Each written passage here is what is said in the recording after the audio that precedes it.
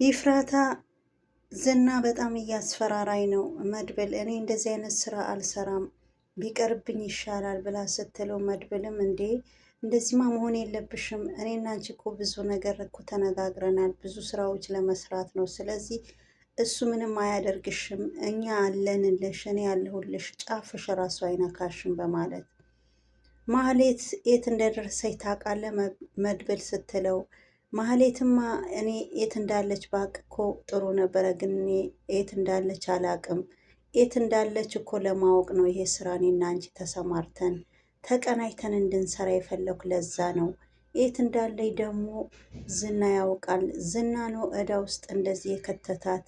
አዎ እሱማ አውቃለሁ ትላለች ማለት እሱ ነው እንደዚህ እዳ ውስጥ የከተታት። ስለዚህ እኔ መጀመሪያም ይቅርብሽ፣ ተይ ከዝና ውጪ፣ ዝና ለጥቅሙ ብቻ ነበረ የሚፈልግሽ ብዬ ብዙ ጊዜ ደጋግሜ ያስጠንቅቂያት ነበረ ማህሌት ትላለች ይፍራታ። ማህሌት ግን ምንም አልሰማችኝም። ይኸው ዞሮ ዞሮ አሁን እሷ ናት እዳ ውስጥ የገባች፣ እዳ ውስጥም የከተታት ዝና ነው ትላለች ማለት ነው ቤተሰቦቼ።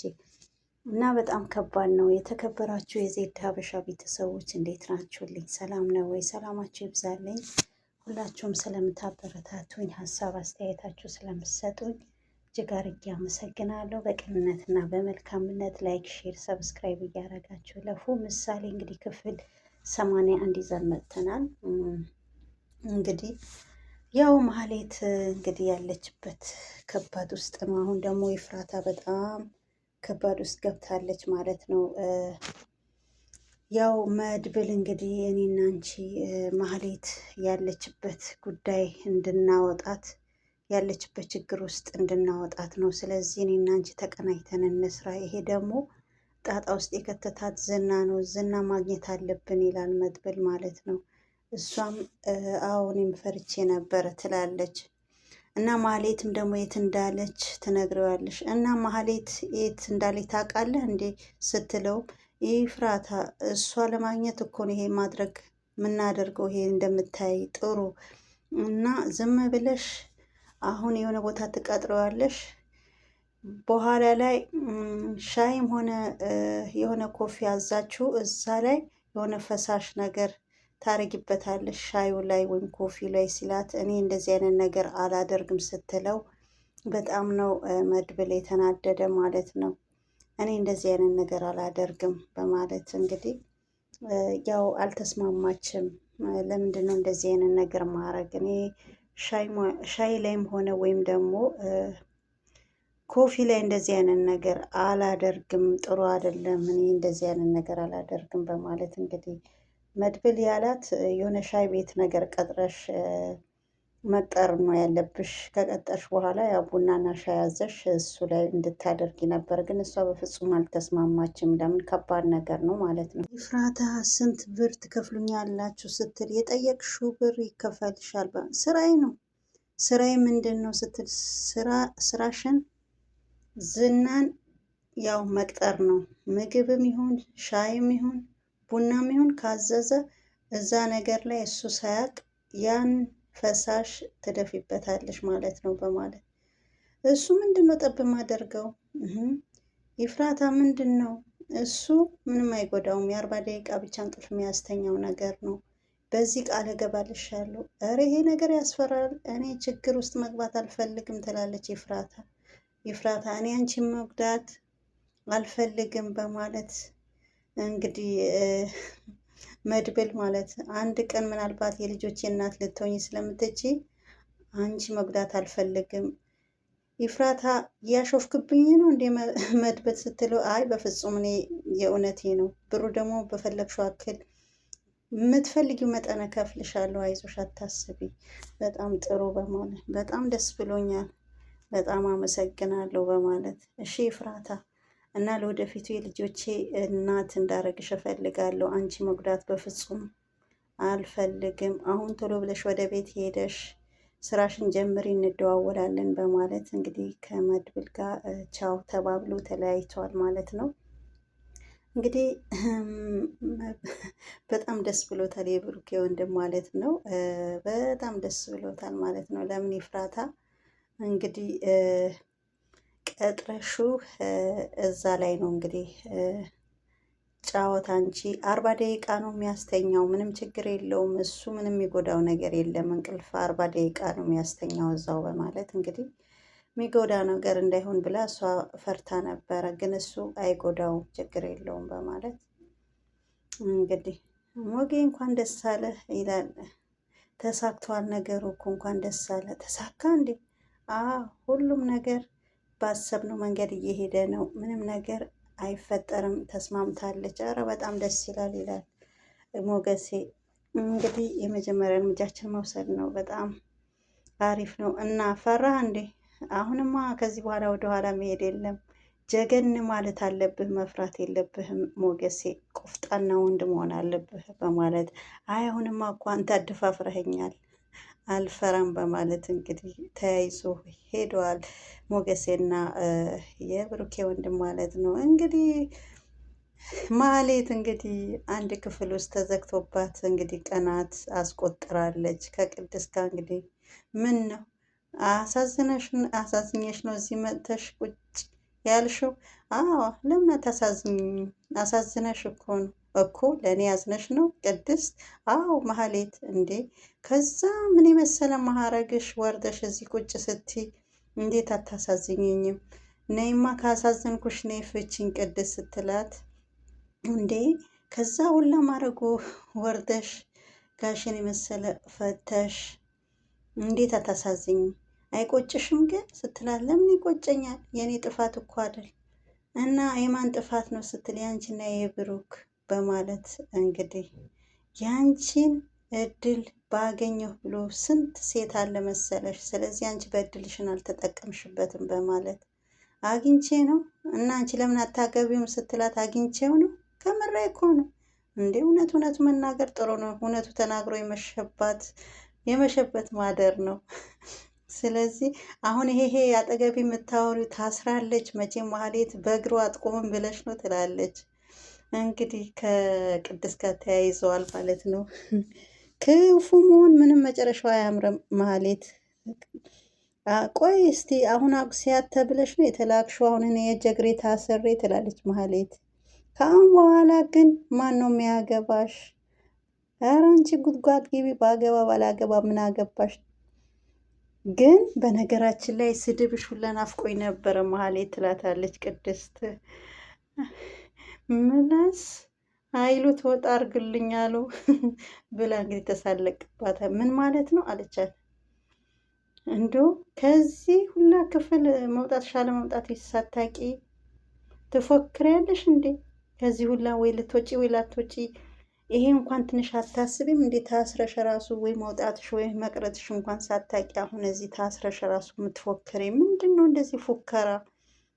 ኧረ እንደው ፉከራሽን ባይሆን አያቁሚ። ከዛ ሁላ ማረግሽ እንግዲህ ወርደሽ እንግዲህ አንድ ክፍል ላይ ታስረሽ እንደዚህ አሳራሽን በልተሽም ስለዚህ ይሄ ሁላ እንግዲህ ከዛ ሁላ ማረግሽ እንደዚህ ወጥቀሽ አይቆጭሽም ወይ ስትላት ምንድን ነው የሚቆጭኝ ስትላት ብሩኬን የመሰለ ትዳር ስንት ሴቶች የሚቀኑበት እንዳንቺ አይነት ትዳር ባገኙ ብሎ ስንቶች የሚቀኑበት ትዳርሽን ላይ ጥለሽ አሁን እንደዚህ ወርደሽ እንደዚህ መሆንሽ በጣም ያሳዝናል በማለት እኔ ምንም አይደንቀኝም። ምንድነው ከፈለግሽ አንቺ አግቢው ስትላት እንዴ አግኝቼ ነው ቀላል አገባዋለሁ እንዴ አለቻት። ምን አልሽ ስትላት አዎ እውነቱ ብናወራ አይሻልም እንዴ ማህሌት? እውነቱ ተናግሮ የመሸበት ማደር ነው ብላለች። እና እውነት ነው እንግዲህ ማህሌት እንግዲህ ከዛው ለማድረግ ወርደሽ እንግዲህ እዚህ ላይ መቀመጥሽ ራሱ ከባድ ነው። እንግዲህ አንድ የውሃ አምጪልኝ አንድ የእንጀራ አምጪልኝ እያልሽ ማለት ነው። እንግዲህ ከዚህ በላይ መውረድ ምን አለ ማለት ነው። እና ቤተሰቦቼ በጣም ከባድ ነው ማለት ነው። አንዳንዴ ቆም ብለን ማሰባችንም ጥሩ ነው ማለት ነው። ከፍታ እንዳለ ዝቅታ አለ፣ ማግኘት እንዳለ ማጣትም እንዳለ ማሰብ አለብን። የዛ ጊዜ እንግዲህ በጣም ነው እንግዲህ ቅድስትና ምሳሌም ስታሰቃያቸው የከረመች የነበረ ማህሌት ማለት ነው። አሁን ግን እጃቸው ጥሏቸው እንግዲህ የእነሱ እጅ ጣላትና ቤታቸው ላይ እንግዲህ ታስራ እንግዲህ ስንት አሁን ቀናት አስቆጥራለች። ያው እንግዲህ ትኑር ትሙት እንኳን ሳይታወቅ ፉከራ ጀምራለች ማለት ነው። እንግዲህ እየጎረረች እንዴ አሁን ራሱ ታስረሽ ራሱ እንደዚህ ትፎክሪያለሽ እንዴ? መኖርሽና መዳንሽ እንኳን ሳታቂ እንኳን ስትላት እንዴ ሊገሉኝ ነው እንዴ? ቅድስት እስቲ ንገሪኝ፣ ሊገሉ እየተመካከሩ ነው አለቻት። እንግዲህ ቤተሰቦቼ እንግዲህ መሀሌት ጭንቅ ላይ ናት ማለት ነው። እና በጣም ከባድ ነው ማለት ነው። አይ ዳጣዬ እንግዲህ ሉላ ቤት እንግዲህ ከሉላ ጋር ሆና እንግዲህ አብራ እንዴ ሞገሴ እኮ አፍሰዋል። በእውነት አንቺ እኮ ማንን ነው ያፈሰው ስትል ሉላ አንቺን ነው ያፈሰው። አንቺ እኮ የበረሃ አበባ ነው የምትመስዩ እንዴ! በጣም ነው እኮ የምታምኙ። ሞገሴ በጣም አፍሰዋል በማለት እንግዲህ አይ መልክ አይ ምን ያደርጋል ብለሽ ነው ዋና የሰው ልጅ ጸባይ ነው እንጂ። ስለዚህ ቢሆንም ቁንጅና በጣም ጥሩ ነው አልኩሽ እኮ መግቢያ ይሆናል፣ ግን መልክ ብቻ ከሰው ጋር አያኖርም ትላለች። ቆይ ለምንድን ነው ልጅ የማትወልዱት? ልጃችሁም እርግጠኛ ነን አበባ ነው የሚመስል መይ ተጋባን በማለት ልጅ ደግሞ ከስርዓት ውጪ ወይም ደግሞ ከሰርግ ውጪ መውለድ አልፈልግም ትላለች ሉላዬ። ስለዚህ በባህላችን ደግሞ በሰርግ በስነ ስርዓት እንጂ ጥሩ አይመጣም በማለት እንግዲህ በወርቦ በማድረግ ነው ማግባት ምፈልግ በሰርግ ከዛ በኋላ መውለድ እፈልጋለሁ ትላለች ሉላዬ። አዎ ይመችሽ። እንግዲህ ሞገሴ ግን በጣም አፍሰዋል። ቆንጆ የበረሃ አበባ ነሽ በማለት እንግዲህ ብላታለች ማለት ነው። ዳጣዬ እንግዲህ ያው ታውቃላችሁ ማለት ነው። ከሁሉም ጋር ተግባቢ ናት። በጣም ደስ ትላለች ማለት ነው።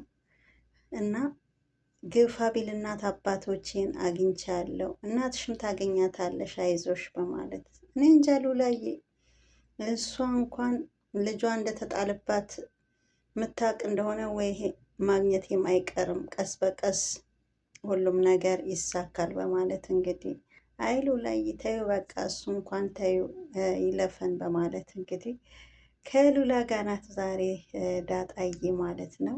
እንግዲህ ሉላን ፈታ እያረገቻት ነው። እንግዲህ ከሞገሴ ጋር መውለድ አለብሽ፣ ልጃችሁም እንደናንተ ቆንጆ ልጅ ነው መሆን ያለበት በማለት እንግዲህ በማለት እና እንዴ ድሩም ታስመሲ ነበር፣ አሁንም እያስመሰልሽ ነው። ቆይ አንቺ ግን ማስመሰለ ቅድስት አይከብድሽም ትላለች መሀሌት። እኔ ምንም ማስመሰል የለብኝም ትላለች ቅድስት።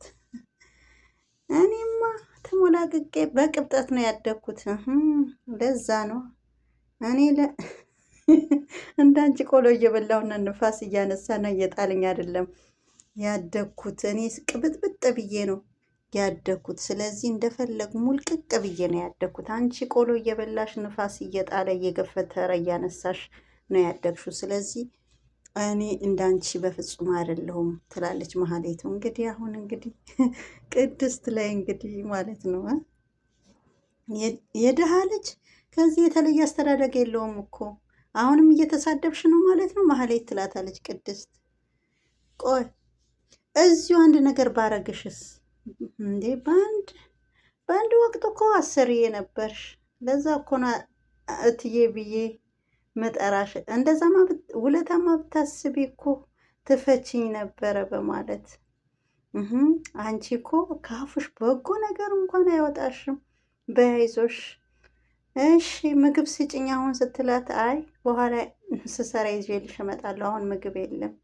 ቆይ አገኝሻለሁ። ታስራለች፣ እንገናኛለን። ቆይ ታስራለች መሀሌት አትንቀሳቀስም ብለሽ ነው እንደዚህ የምታረጊኝ? መቼም በእግሯ አትሄድም ብለሽ ነው እንደዚህ የምታረጊኝ በማለት እንግዲህ ከቅድስት ጋር ተያይዘዋል። ቅድስትም ከዚህ በፊት እኮ አሰሬ ነበርሽ፣ ለዛ ነው እኮ አሁንም ስለማከብርሽ ነው እትዬ የምልሽ መጥቼ መጠየቅሽ እንጂ ለሌላ አይደለም ስትላት ጊዜ እሷ ምንም ነገር አሁንም ቢሆን ምላሷ አላረፈም።